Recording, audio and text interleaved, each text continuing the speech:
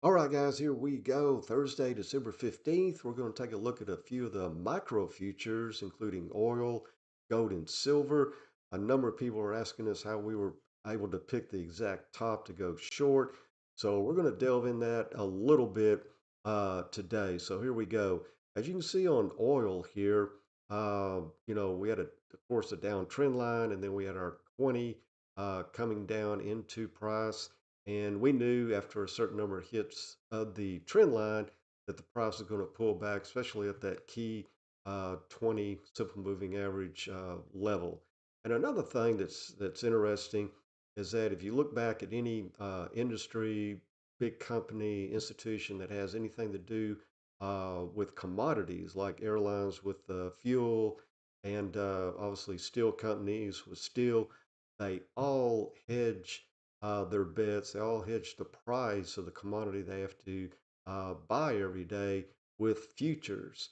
And that's another reason why, the retail folks, us, need to do that as well. So let's go ahead and if uh, price pulls back on oil and starts running to the upside, we have a downside price location that will buy in to go long again. But in the meantime, we're just going to go short on this commodity until the chart tells us to go long, and that way we'll be able to hedge, the gas pump price, so to speak. Okay, let's go to gold real quick, and I'll give you one real strong, trading tip here. And sometimes you have to think, like a criminal. And high percentages of time, market makers, powers that be, running these markets will uh, close a candle, the price just above resistance. So you have a high pivot over here going back to August of 2022, and then most recently right in here in December. And then they close this candle just over that. Well, the average retail investor goes, "Oh my goodness, we're getting ready to break out. We closed over resistance." They all bail in here. And then guess what? Yeah, the market makers, reverse it. And that's why you end up with these big sell off candles. And that was one of the key things of why we got in, is that we knew we were going to get an acceleration to the downside because all the people that got head faked up here would be selling. Okay. And then also another accelerant was getting back under the 200. Okay. And then we have a couple of key areas here where we're, getting a little support. And then if that support breaks, guess what? Yeah, we'll add to our position at that point. And speaking of adding to, we call that scaling in, scaling out. Like, for example, just say you had 5 grand. We don't put all 5 grand into the market at one time. We scale in, 10, 15, 20%, whatever your risk management is. And then we scale out the same way as we take profits. Okay, let's take a quick look at silver. And as you can see, we were in an ascending wedge formation.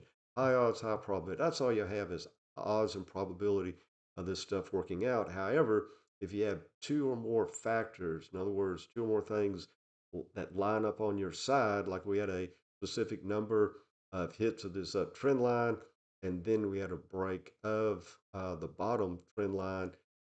Two or more factors give you an 83 to 87% odds that the price will keep going in the way that it looks on the chart. Okay, not everything's 100%, but that helps. Also, uh, well, I'll just go ahead and give you this too.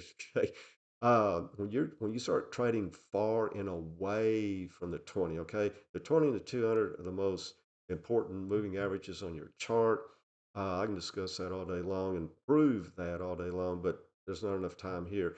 Anyways, you get far and away, you don't want to be adding to your position. You want to be watching for a potential pullback, lower prices, scaling out, that sort of deal. Then also another, we actually had like three or four, I can't tell you all of them, but anyway, factors up here. Also had a high pivot going back to January of this year. And then look at that, that high pivot was resistance, and it held as support, support, support, support until what? We broke it. And then once you got under the 20, you know the rest of the story.